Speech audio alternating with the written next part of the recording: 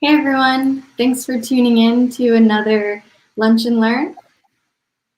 Today we're going to be talking feature film distribution. I'm Christine Maria, the head of education at Seed&Spark, and I'm joined by 3 filmmakers who crowdfunded their features with us and are now at the distribution stage. So why don't you all introduce yourselves and a little bit about your film and where you are in distribution right now. Cool. Well, I'm Elena Weinberg. My film is A Room Full of Nothing. It's a narrative feature. We're calling it a sardonic romance about 2 artists that are kind of have no good, very bad days in Austin, Texas, and accidentally will away all of humanity. So they are the last 2 people left on Earth. I produced and co-directed it with my husband, Duncan, and we are now digitally distributed and online. So we got through it. Awesome. What platforms are you on before we get to movies? A bunch, but the main ones are Amazon and iTunes. Thank you. All right, Maria. My name is Maria Maya.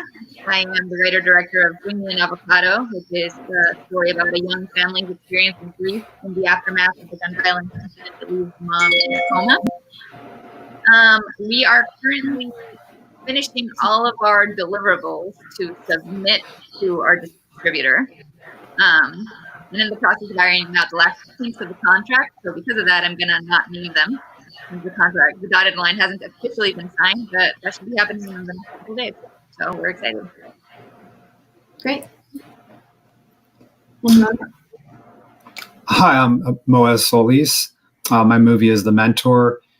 It's about a wannabe filmmaker who convinces another sort of more famous director to be her mentor, but when suddenly they're kidnapped by an enigmatic gang. And right now we released the movie a few weeks ago, and we're currently on Amazon and Tubi, and then in the coming weeks we'll be slowly going on new platform. Actually, the next few weeks and next few months we'll be on new platforms too. Awesome. So I'd love to start with a little bit about your festival runs.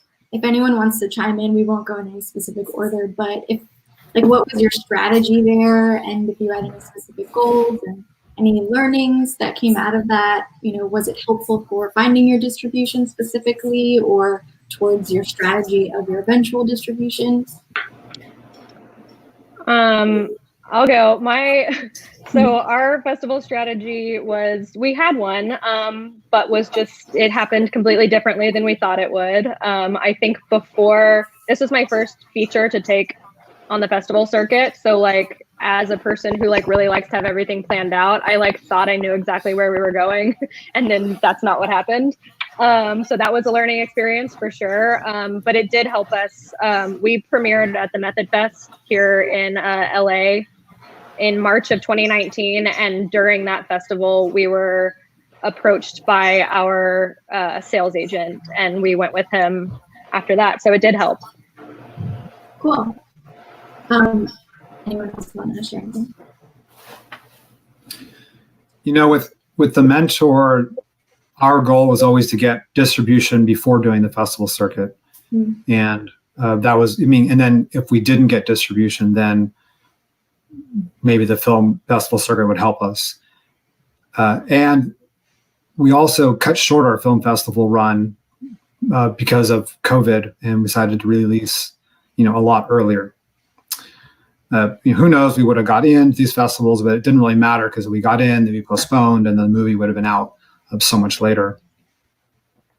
Interesting. Yeah, that's been a pretty frequent question we're getting a lot from filmmakers in this current period of should they wait it out? Should they just go online? There's a lot of different opinions there. So I'm curious how it's working out for you early on. Are you seeing people watching the film without the partnerships with festivals helping push it or anything like that? Is this question to me or Yeah. It's too early to know who's really watching it. Because it's only about, I don't really have access to those numbers. Of course, it's wonderful to have festivals. I'm sure everybody else could talk about that, having festivals promote it, put it on their website, and then, the local newspaper or website will write an article or review. that's really wonderful. I think that's a great, no matter what, that's a goal to have when you get into festivals.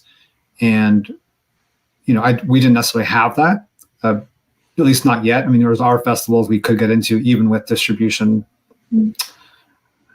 So yeah, it's too early to know, what's affecting what for us. Okay. What about you, Maria? We had a pretty successful festival run, I would say. I mean, we did so much research before starting to submit to festivals. I think I actually have to give you props, Christina, because a lot of that was just reading your blog. Your personal blog taught me so much and really geared me up to prep for the festival circuit. Especially because we were, am I allowed to curse here? Okay, great. We were shit out of money by the time we hit the festival circuit, right? So we had to really plan and allocate money to make sure we still had some for distribution, for marketing and for film festivals. So we knew straight off the bat that we were going to keep it to 1 year. A lot of people run for a year and a half or 2 years, which meant that we were sacrificing a lot of festivals based on when we decided to premiere, right? I think the festival run was a lot of fun. It was bookended by two of my favorite festivals, and they were both Bay Area festivals where the film is from. We premiered at CineQuest, and we won the audience award there. CineQuest is an amazing film festival, so they helped us a lot with press. They connected us with the Mercury News, and we got a blurb there, and the SF Chronicle. And the same thing happened. Our last festival was the Napa Valley Film Festival, which was also just an amazing experience. All of the films that are there in competition, docs and features, get invited as artists in residency. So you get put up, you get intensive meetings and classes, I guess, with features where we spoke with ISA and a production company and distributors. They kind of come and talk to you throughout that. And we also got a small mention in the Hollywood Reporter and Variety because of it, which would have otherwise been impossible. I remember at the very beginning contacting PR people, and then being a drama with no-name actors. Yep. Not a chance. And I was cool, thanks. That was, delicate. So kind to my ego. But anyway, yeah, so that was kind of our experience of it. Cool. And is that the festival where you found your distribution? Did it come through that, or was that separate? So in Napa Valley, I met, this is how much I can say, I met Liz Manischel, who we've been connected on Twitter and internet friends for a while, but we met in person, and I was a guest on their podcast, Making Movies is Hard, and that was recorded live during this. So, and she is the one who connected us with that distributor. She ended up introducing us to 3 different distributors, and one of them was very clearly the right fit.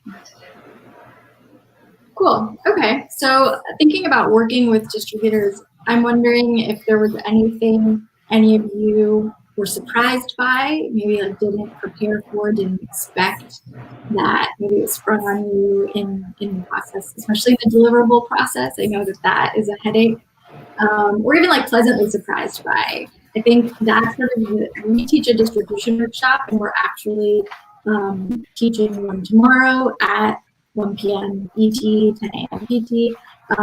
And in that, the questions that we always get are about working with a distributor and what to look out for, what to prepare for, what to expect.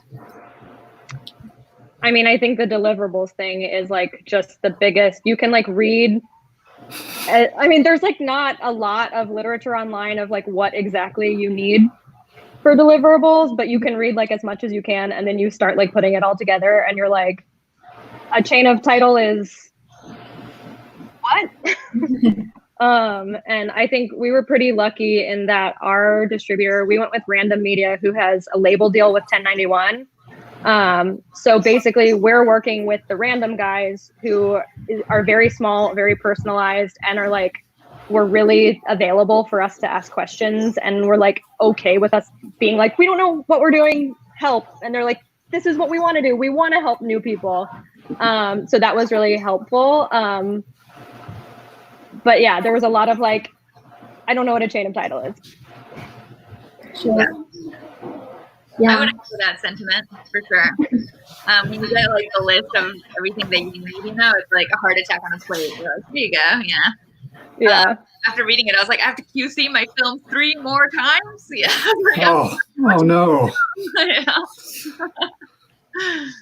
Yeah. Go ahead. Are you finished, Maria? Go. How are you?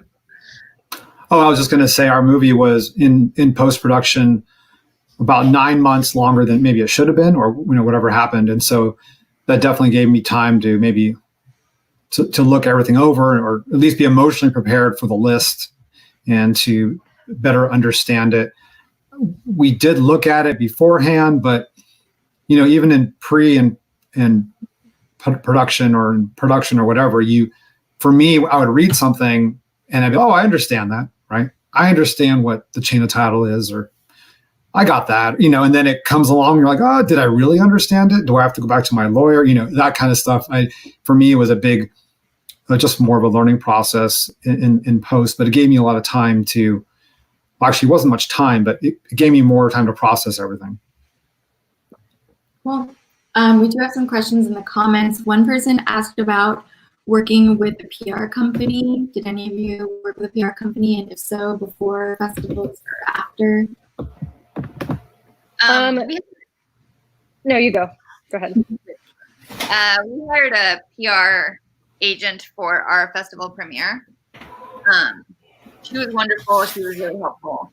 Our festival, our strategy was very lenient on the fact that we have almost 90% of our cast and crew is Latinx, as are the leads in the story. So we kind of took that angle and approached a bunch of outlets that way. It was tough still, because CineQuest happens at the same time as South by Southwest. So it was hard to find somebody who was the right fit, because everybody is covering South by at the time. Sure. Yeah, we didn't work with PR at all. I have a background in digital marketing. And I also used to work for Austin Film Festival as the film marketing coordinator. So I felt comfortable doing it myself because I kind of knew what needed to happen. And I already had relationships, at least when we played Austin Film Festival, I already had relationships with the press that would cover stuff anyway. And that was our biggest festival, where I may have hired a PR person if I didn't know everyone there. But yeah, we were broke. So we were like, we're going to do this ourselves. Yeah, I can totally do that. Go ahead. No. Yeah, we were in the same position. I mean, it felt like we were always broke. And then we talked to PR people, and it's not that it was a lot of money necessarily. It was a lot of money when you don't have anything, but it just at the end of the day, we crowdfunded on Seed&Spark, which got us to the finish line, but that didn't get us into necessary money for PR and for this and that. And we didn't, because we wanted distribution before the festival run. I'm wondering if the decision would be different if we'd got into a festival early on. Then maybe we would have went back and tried to raise more money to have a PR person help, if it was a strong festival. But other than that, no PR people for us. As far as PR, just to add a little bit to that, as far as PR goes for because the question was before or after festivals and distribution, I would be interested to hear from a filmmaker who hired someone for distribution. I know we have had a little bit of trouble getting critic reviews for our movie. We're getting plenty of user reviews and stuff like that, but critic reviews are pretty hard. And I was speaking of Liz, one of our team members, Ivy, was talking to Liz, and she was like, how are you getting all of these reviews for your movie? Help us. And Liz was like, I bit the bullet and hired a PR person. So PR might be something that's really beneficial for distribution that I didn't, in hindsight, should have thought about before I distributed. Maybe next time I'll do that. That's helpful to know. Go ahead. Yeah. Well, it's hard because if you're at the end of your budget and the distributor is only going to do a certain amount of press or non-press on their own, depending on the distributor. If you look at the hard numbers, depending on your movie, depending on your festival run, you could put thousands and thousands of dollars on your PR, and will you make that back? Will it actually work for you? I think in a festival run with the big push, it could maybe, but I'm also maybe not experienced quite enough, but it didn't seem like it was going to work for us right now. But if I had money, I probably would. So say real. About theatrical, and obviously theatrical right now is kind of out the window, but I wonder if any of your distribution deals were originally part of theatrical, or was it always digital specifically? Mine was always digital. I specifically talked to our distributor about whether we were allowed to do our own like theatrical community screenings and stuff like that. And they were totally cool with that because their deal was all digital. So we were planning some like Central Texas community screenings and stuff like that. And maybe some sort of like self-distribution in the theatrical world, if that were a thing right now. But my deal was all digital via the distributor. Okay. Same. Yeah, I guess it's kind of the same for us. I was sort of debating about, pushing a release in Oakland, a small theater in Oakland, a small theater in LA, and maybe one or two community screenings. And then I wasn't sure which way to go, but then, with the shelter in place, the decision was made. It's not realistic to, even if we pushed out the release date, we would be crowded out by all the other, if people were going back to theaters, say just in August, then we'd still be crowded out by all the other theaters. Okay, we have more questions coming in. Did anything surprise you about promoting your feature? Like, was there a strategy that didn't pan out or a strategy that took off unexpectedly?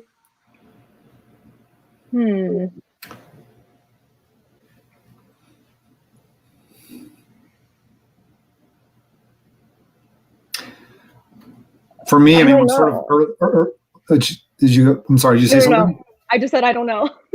Please go. I'll keep thinking.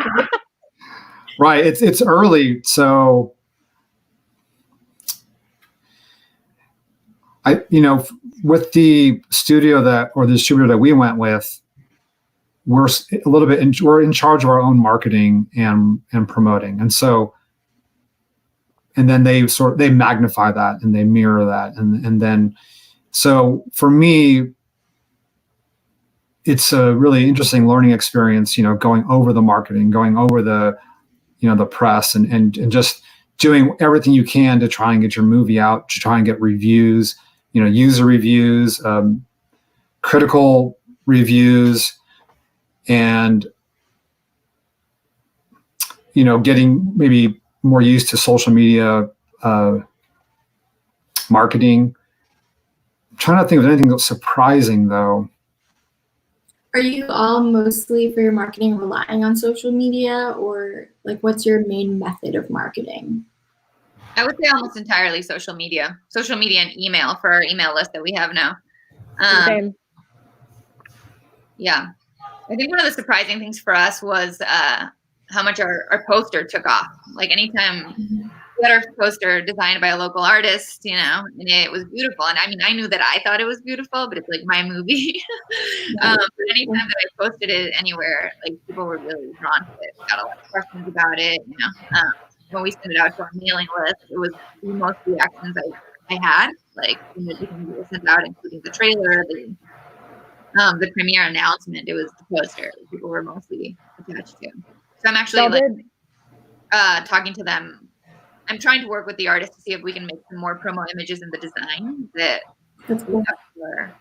actual online. Y'all did a great job with choosing a design with a lot of negative space too, because it looks great when you start adding the laurels to it. Mm-hmm. Yeah, it's crazy how important. I mean, you hear that all the time, that the poster art is really important, and now I see, our movie on, say, Amazon, or now it's sort of being recommended. If you're watching something, it may come on like, hey, watch this next. And then if you see that, you're like, oh my goodness, the poster art maybe it could be different or better, because that's what's going to make somebody go, I'll click on that. I'll just watch the first 10 minutes. And regardless of how many times I heard it, I mean, now it's sort of cemented that, it is really important to have good poster art. It's the first promotion really for yourself, or maybe the trailer is, I'm not sure, but they are important. Yeah. What are some other like hot tips like that? Like obviously having a good poster, but also having negative space for laurels, anything like that come to mind? Sorry, like hot tips, hot tips, kind of like having a great poster and having negative space on it for laurels, anything like that comes to mind. That's just like a quick hot tip for people. I mean, writing stuff like that into your trailer, like where you can put pull quotes or laurels, is, I don't know. We did an early version of our trailer that didn't have anything like that in it, and then once we like started getting laurels and like some pull quotes and stuff, we added it, and I was like, oh my god, this trailer is suddenly so much better. I'm wondering, Elena,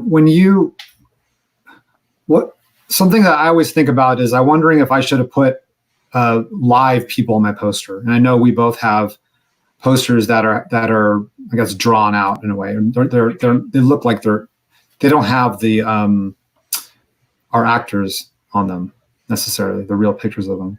Mm-hmm. And when I look very carefully when I'm streaming anything, and I look and I kind of wonder to myself, would it have been better to have that? I'm wondering if you having the same reaction, or if you think that doesn't matter. Sometimes, I mean, in one sense, yes. Like when you see like just a little thumbnail on like iTunes or whatever, maybe like a close up of my two main actors might be more enticing. But we went through like 37 poster designs before we decided on this one. And we chose it specifically because in A Room Full of Nothing, there are 3 animated sequences in which the two leads are rotoscope animated. And so we pulled that, like the poster is an actual shot of the moon, which is really important in our film, with one of our actors who has disappeared and is just space, and then the other one that is rotoscope drawn. And those are all like really important themes in the movie. So we chose all those things really specifically. So I probably wouldn't redesign my like main poster, but I don't know. I may like revisit a thumbnail. You know what I mean? Right. No, I was more thinking because our movies now are on Amazon, and then when you scroll through, now I'm thinking, when somebody sees our poster, do they think, oh, they think it's animated? Or yes, or is it more attractive or less attractive? And that's where I didn't really think about. And so I'm wondering, I don't know what the answer is, but there's probably an answer there somewhere. No, go ahead. Oh, I was going to say, when we first released on iTunes, our distributor sent us a like screenshot that was like, hey, look, you're trending on like these charts on iTunes or whatever. And I sent that to my lead actress, Ivy, who's also on our creative team. And she was like, check out that poster on there. It's sticking out I think she might have like jokingly said like, it's sticking out like a sore thumb. And I was like, oh no, is that a bad thing? Like, cause all of the other ones were like indie poster with like just a screenshot of the main actor looking serious or something. Yeah. And I was like, oh my God, is that a bad thing? Like, do we look like amateurs? Like we didn't know what we were doing. Like we should have done this other thing. And she was like, I mean, I'm just like a layman watching movies, but to me, our poster sticks out. And like, I want to look at that one because it's different. True. Yeah. And it's something to be said about that when you advertise on Facebook or whatever, you want it to be the yellow or the red or anything to pop out. So there's I remember when I self-distributed both of my features, but when I was doing a lot of research about poster design, one of the kind of hot tips that a lot of PR people said and people that sort of design posters were saying is that if you don't have names in your movie, no one's going to care about their faces on your poster. Okay. It's not going to be like, oh, I know that person, I want to watch it. It's going to be like unfamiliar, and so it doesn't mean anything to them. It doesn't do anything emotional to them. So you want the visual to hook them and not the face, because you don't have the face to hook them. Is that what you found out too, Maria? Yeah, I mean, on my poster, my actors are rotoscoped on it. They're like sitting in an avocado.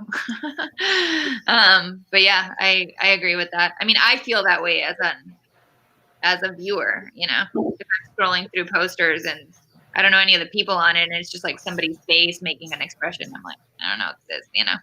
Yeah, I guess they're expressive. I don't know. No, I'm the same way, but I'm also starting to realize, wait, what do everybody else, you know, is it this, they think the same thing? You know, and I like both of your posters, and I think I would click on them, but well, thanks. But does that mean that? But does that mean everybody else would? I was wondering, you know, if you had any. Yeah, it's okay.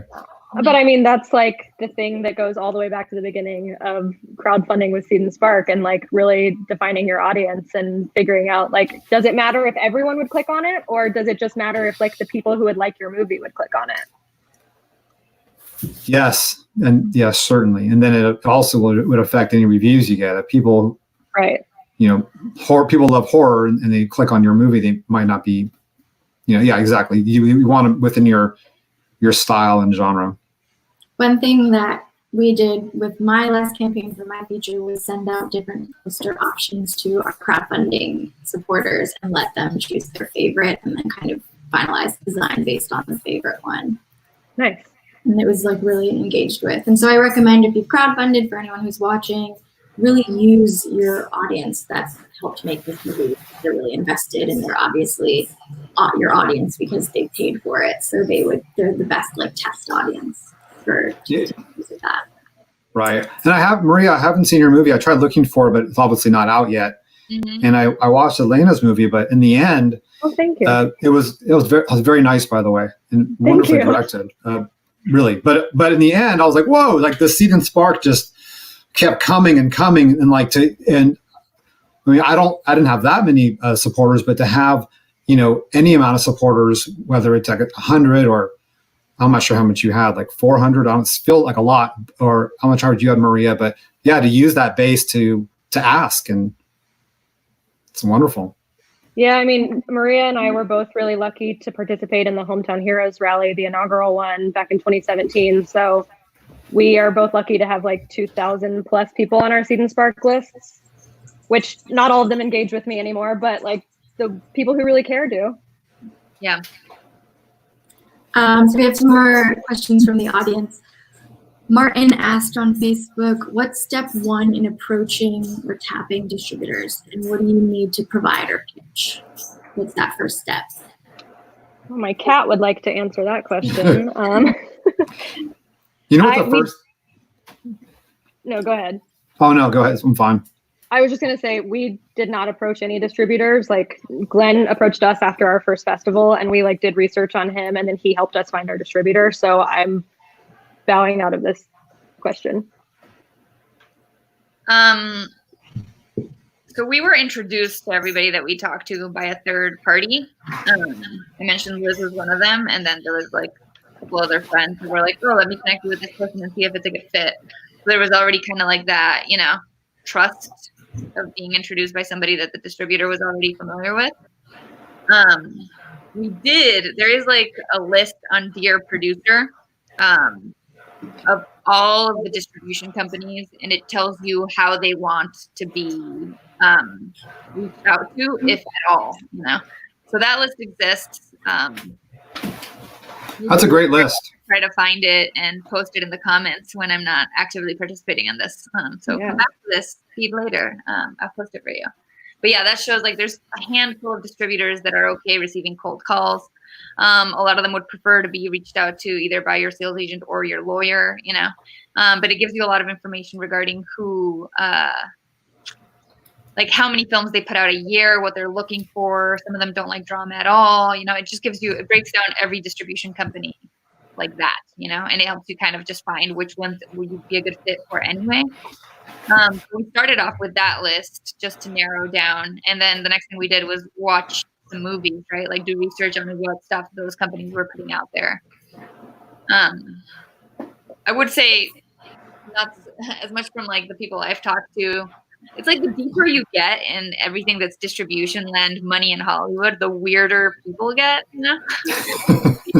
indie film community in itself is like so supportive and lovey-dovey. You know, we all just want each other to succeed.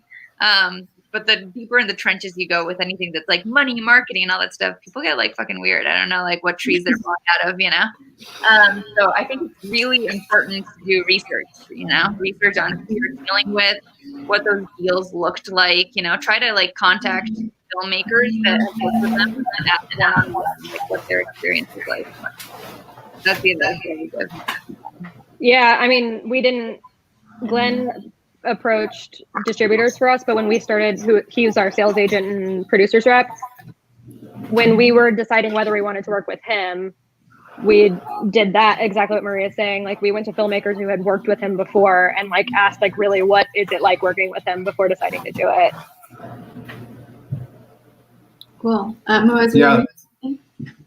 Nothing really new. I mean, the first step is really research, and that dear producer, I think that dear producer, you know, goes over some of the top indie distributors that are possibly good to work with. And I mean, the idea is that if you're making a indie romance movie, you don't want to be on a distributor that does mostly horror.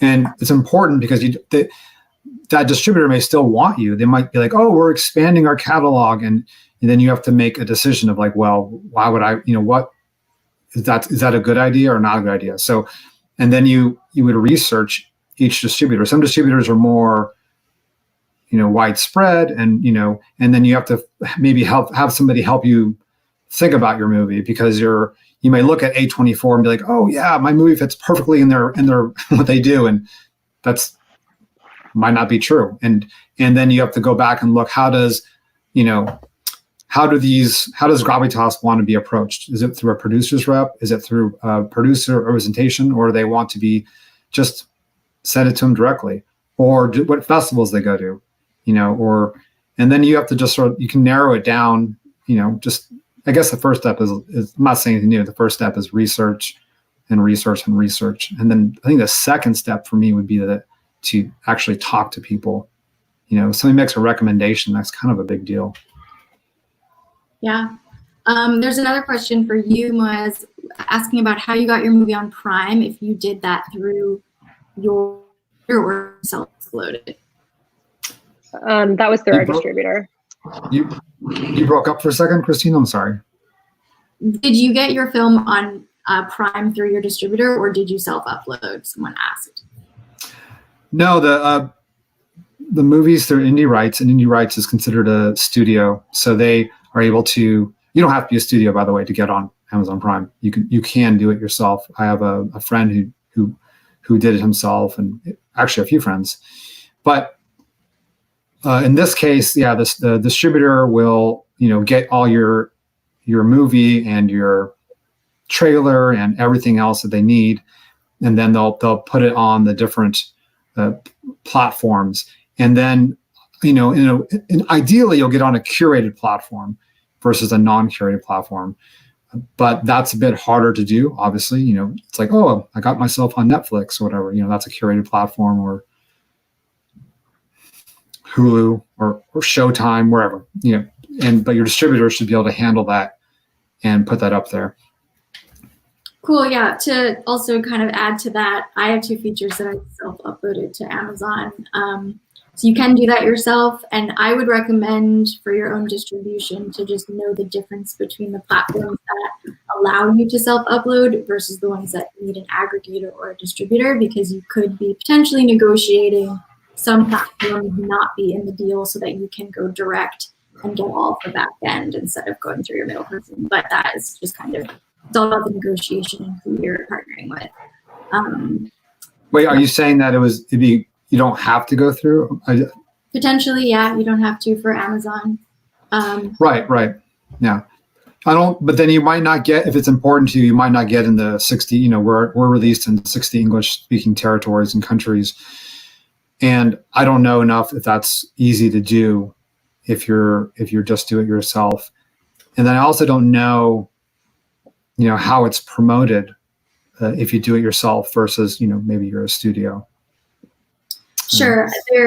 I think it comes down to talking to filmmakers, like with everything. Talk to filmmakers, see what they experiencing, and compare. Because some platforms are better with a partner, and others are better on your own, for sure. But to your point, you won't get in all of those countries. No, Amazon Video Direct only puts you in the U.S., UK, Germany, and Japan. I believe. Oh, so that's still really good, though. I mean, you know. It's something. Okay, so we had another question. Where did that one go? Already asked that. Oh, Chloe Taylor asked if we're going to talk about short distribution. We're only talking about features today, but we did a Lunch and Learn 2 weeks ago on shorts, so check that out. It's still on our Facebook page. There was one that I wanted to get back to and I've lost it. Oh, Elena, someone asked about working with a sales agent. Say that again? Someone asked about working with a sales agent. Oh, yeah, I mean, this was my first time distributing a feature film, so I don't really have like a comparative between doing it myself and doing it with a sales agent. What I will say about working, we went with Glenn Reynolds, who runs Circus Road. And what I loved about working with him was that when we met with him, we were able to be, like when we were kind of interviewing each other to see if we were good fits for each other, we were able to be really open and honest with him, and he was able to be really open and honest with us. He's also from Austin, or like lived in Austin for a while, so we all kind of felt this like camaraderie, kinship together, being from the same place. And I don't know, I guess my biggest advice for working with a sales agent is like find someone who you are like comfortable asking any question to, and like someone I don't know, as a first time filmmaker, it can feel very like, am I going to look stupid if I ask this, or like, should I know this, or like, am I allowed to ask this? So it's just like, we were really lucky that the first person we talked to was someone we felt comfortable with, for what that's worth. That's helpful. Someone asked if, from a creative and strategic point of view, Alan asked this on Facebook, do you wish you had made more short films before making a feature? I don't know how many shorts you all made. But I guess in hindsight, do you feel like you would more? I made 12 short films and 2 seasons of a web series before my feature, so I felt as prepared as I could, and still felt like I didn't know what I was doing during my feature. So I don't know if any more shorts would have helped that. Yeah. I felt like I made enough shorts to make a feature. There's certain things like in the feature that like nobody can prepare you for, you know? And a lot of that is just like development and fundraising and all that stuff is totally different than making a short film, you know? But once you're in it, the adrenaline just kind of just drives you through, you know? In production, I don't feel like it feels that much different than making a short, you know? You're just kind of like living in it for the entire duration of the shoot. So I think it's really important. I mean, I made a documentary before my short, so that gave me a lot of experience in editing and everything else. I think in an ideal world, I wish I had done a total of maybe 2 or 3 shorts. And one of the reasons I didn't is because I just got more experience in writing and in other avenues. And I also, I worked with a film consultant, and I wish I'd met her before this, but when I did my short, I thought, I'll apply to film festivals. And, in reality, all the time, money, and effort, applying your short to a film festival, and all that, I could have made another short. And so, if anything, I do think it's important to make at least probably 2 to 3 shorts, and maybe not to spend that. I mean, depending on your short, but maybe not to spend that money. Use the money you have left over to make another short. It's great creatively, I think. Yeah. I'm a big advocate of short films. Make them to stay creative. It's as someone who has distributed 2 features, there's a lot of like stuff that just kind of drains you, and shorts are a great way to keep staying creative and keep going. Totally agree with that. I think that's like a different like, it's so nice to make shorts in between features because it's just a different experience, but it's not necessarily like I need to make this many shorts before I make a feature. Yeah. And there's Right. no such thing as instant gratification in film, you know, but it's closer to that with shorts, you know, which is nice. Yeah. I'm not sure. I mean, I'm trying to think, would making a short help you with distribution? I think I don't know. I'm not sure it would, but making a short, like say you make 2 or 3 shorts and you make them the best, absolute best you can, then maybe you get into a festival, maybe not, but you're going to meet a lot of producers and you're going to maybe go to a film festival and meet sales agents, meet other people that can help you understand distribution, understand marketing. So I think it's a good way to get to that endpoint. You know, I mean, yeah, certainly for your movie, yes, but for distribution, I also think it can help indirectly. that's a great point. There are also a lot of platforms popping up that will acquire shorts and then also fund future features potentially. So like that's an avenue that maybe. The short to feature, is a route, you know, like Jim Cummings runs a short to feature program. There's a bunch of films that have successful short runs and then move to features. I believe in Unicorns, Thunder Road, Greener Grass, all of those were shorts first that had a successful festival run first. Okay, another question. Someone asked, when working with a sales agent or distributor, do you sell the rights ownership to your film, or can you retain any rights? I know, Elena, you said you retained your theatrical rights. I retained my theatrical rights, and it's basically they own a percentage of the film, but my husband and I still own the majority of the film. So. About the rest of you? Yeah, I did not try and carve anything out, but it isn't because it's nothing I can necessarily work with. You know, it is important though that you, in my opinion, unless you have some, I'm not sure what would warrant a 10-year deal or a 13-year deal, but you know, the distributor I'm working with is, you can tell they're very transparent. They're willing to work with filmmakers. And so when you look in the agreement, it's generally speaking, I think now with the distributors, you should be able to get a 1.5 to 3 year deal. And after a year, if something's not working out, then you can leave.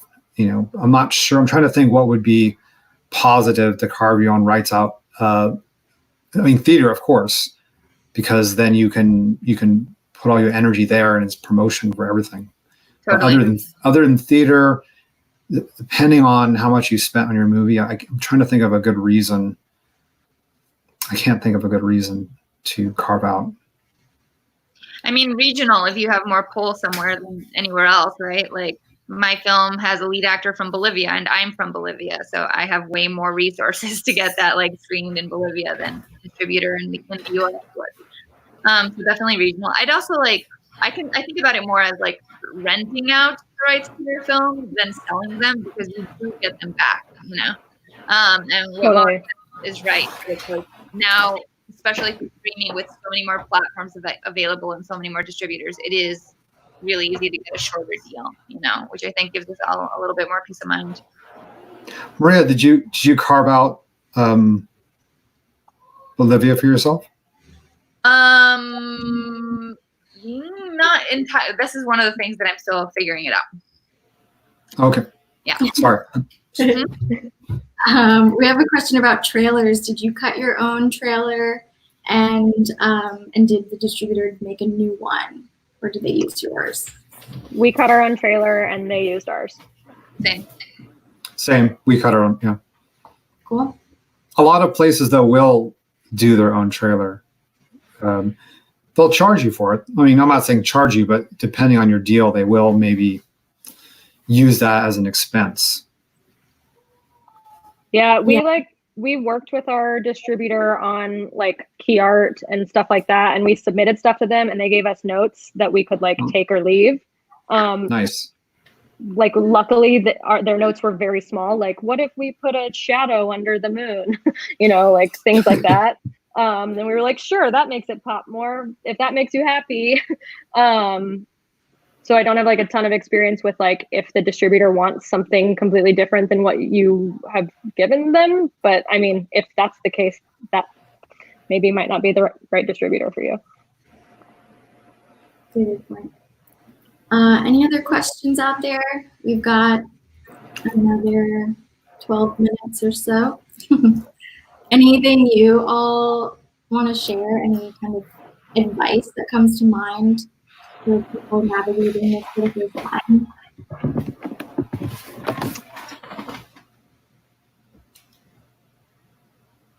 Advice. I would say like if I could go back to Elena in 2019, I would tell her like, unless you play South by or Sundance, like don't worry about the names. Like stop worrying about if like what people think of like the festival, like size of festival that you're playing, or like which, like I don't know. At one point I was like, oh my God, people only know what 1091 and Gravitas are. If I go with anyone else, I'm gonna look like a failure, which is like so stupid, but like you go through things like that in your head when you're like trying to figure out exactly what's right for you. And I would go back and tell myself that like people aren't paying attention to that part. They're paying attention to the part that like your movie is gonna be on digital platforms that they can watch and they want to. Mm-hmm. Yeah. I say that one of the things that I took out from, I think it was really healthy for me to do the festival circuit before talking to distributors, because it is true that most like distributors and even a lot of the PR that we contacted were like, oh, you need a drama doesn't sell, you know? Oh, you've got a drama with no name actors is going to be really hard, you know? And people get stuck on that, and you hear that over and over and over again, you know? But our festival run was like super successful. And after every screening that we had, people wanted to stay and keep talking to us, you know? Super engaged Q&As. We got kicked out of the room, like I say, at 50% of the festivals, where they were like, keep the conversation outside. People would wait outside to talk to us, you know. Wanted to share personal stories, you know, of how they related with the film. So I was like, there's an audience for this out there, you know. And I'm part of that audience as well. Like I seek out that content when I'm looking for stuff to watch. So I say like just remember that and don't be discouraged, because the amount of films that actually get through that threshold, the ones that are, you know, have the name actors and are, you know, dramas like that are very, very, very limited. And the reality of what the experience for those filmmakers are is still like a mystery to us. It gets like romanticized, you know, for the Totally. but they are still having a hard time making their money back. You know, they're still having like a really tough journey, even with the name actors. So I'd say make what you want to make. Don't worry so much about name talent. Don't try to fit into a niche if it's not your thing, you know. Just make the content that you want to make, because there's an audience for it out there. That's great. I think, I mean, for me, if I was to go back, you know, a few years ago, I mean, it's important, I think, when you're writing and making your movie, that you should think about distribution early on, you know, and that's why I think horror is really popular for first-time filmmakers, because it has a built-in audience, sort of a built-in distribution model in a way. And I think for me, it's hard to be honest about what you're writing, and like, is there a distribution model for that? Can you, now if you make a great movie, if you just make a really great movie, you're going to find I'm assuming for the right budget, you're going to find an audience. But if you can figure out distribution and understand audience beforehand, then the journey might be a little bit easier when you get towards the end. That's helpful. One question for you, Moez, is specific to indie rights. They asked what that experience has been like and if they help promote your film. You did touch on this. I think they might have missed that. So far, it's been great. If you've researched them, the person who asked the question, they're very pro filmmaker. The cut is generous, but they're also very upfront. They do act as a studio, so they do have pull when you get on Amazon or other platforms versus if you do it yourself or even maybe other distributors. I don't know. But from the very beginning, they say that you're going to have to put in some work. You're going to have to build a social media presence. You're going to have to promote your movie. You're going to have to be responsible in many ways for your movie. And then they're going to amplify that. They're going to put that out there. They're going to help you with that. They're going to give you a community to work with. They're going to even to give you examples on how to make your website or your social media better. It's a bit of a hybrid way to look at distribution versus maybe how I envisioned it. I sort of envisioned years ago that I would just hand my movie to somebody else and then I go on to my next project. Everything's wonderful. And that model, I mean, I don't really know enough, but the model doesn't seem like it's true anymore, that you sort of have to wrap it up in worldwide distribution and you have to help it a little bit. They're not, unless you have something different or maybe a movie they really want to promote that year, you are going to end up having to do some marketing. And the really great thing about it is that it forces you to learn about audiences and to learn about other people's consumption habits and to really understand distribution, which is in turn going to help you raise money for your next movie. So it's a really wonderful, and for me, I probably would never have done it on my own. I probably would have been, well, no, I'm going to just improve my writing. I'm going to improve my directing, whatever. I never would have thought, I'll look at marketing and I'll look at self-promotion as a way to round out me being a filmmaker. And so that's one very big positive to the hybrid distribution. Cool. We have one question about money, and I know you're all really early in your distribution, but have any of you seen any return coming up yet? None of us have money. Yeah, no. My film distributed on April 21st, so I'm still within my first month of distributing. I don't expect to see any money for a while. I also made my movie for a really, really low amount considering. So, maybe soon like in a year or two, I don't know. Do all of your deals, none of them have an MG up front? Like no money up front, right? No minimum guarantee. I wish, but yeah. They're hard to come by. We didn't have to pay any money up front either, which is nice. Yep. What'd you say, Maria? We didn't have to pay any money up front either, which is nice.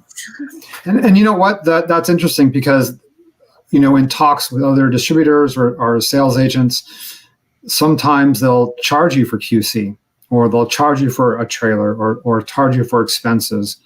Lots of different expenses are different, but they might say, okay, for me to represent you, you need to go through QC, which can be $2,000. Mm-hmm. And so, and then other distributors and other sales agents might not have that. They'll be like, I will take care of it all. And you don't have to give any money for that. Yeah. My day job is as a producer, like commercial producer. So I am very familiar with QC. You're like, I can do this. Yeah. Day and night. Stocked on eye drops. Okay, one more question to wrap things up. Sean asked on Facebook, what are your expectations for your next feature? Roads that will take from your new experiences. What are your expectations after this for your next feature? Are you already thinking about that? Do you anticipate using this to get bigger distribution or sticking with this distributor if you like that relationship? What are you thinking for the next one? For me, I think it's still too early in being actually live to tell if I'll work with them again. I've certainly enjoyed the experience so far. But I am writing my next feature, and I guess my expectations are like to make it for a little bit more money so that everyone around me is a little bit more comfortable, but not so much money that I will never see a return. My expectations are to, make another movie. I mean, obviously, I guess the question sort of implied that, but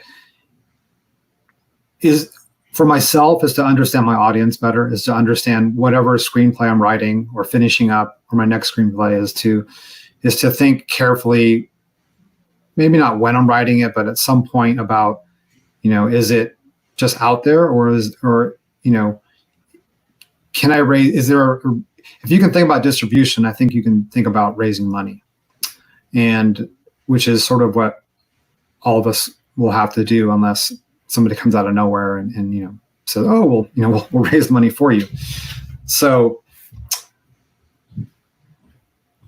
I think a lot of the distribution part of making a movie has been very helpful in looking in the future in the next movie, more so, or maybe equal to actually making a movie.